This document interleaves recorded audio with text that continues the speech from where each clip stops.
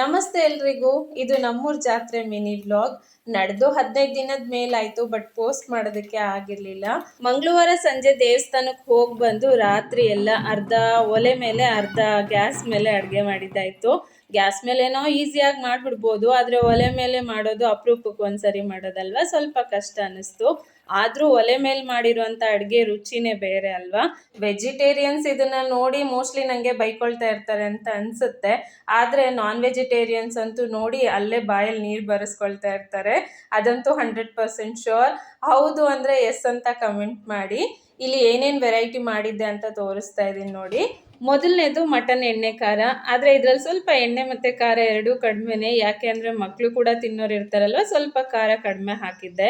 Next ಬೋಟಿ ಪಲ್ಯ ಜೊತೆಗೆ mutton sambar. ಹಾಗೆಯೇ ಇದು ಮಟನ್ ಕೀಮಾ. ಫಸ್ಟ್ ಟೈಮ್ ಅಳಿಯಂಗೋಸ್ಕರ ಅಂತ ಟ್ರೈ ಮಾಡಿದ್ದೆ, ತುಂಬ ಚೆನ್ನಾಗಿ ಬಂದಿತ್ತು. ನೆಕ್ಸ್ಟ್ ಬಂದು ಲಿವರ್ ಫ್ರೈ. ಇದಂತೂ ಅಲ್ಟಿಮೇಟ್ ಆಗಿತ್ತು. ಸಿಗ್ತೀನಿ ನೆಕ್ಸ್ಟ್ ಬ್ಲಾಗಲ್ಲಿ. ಬಾಯ್.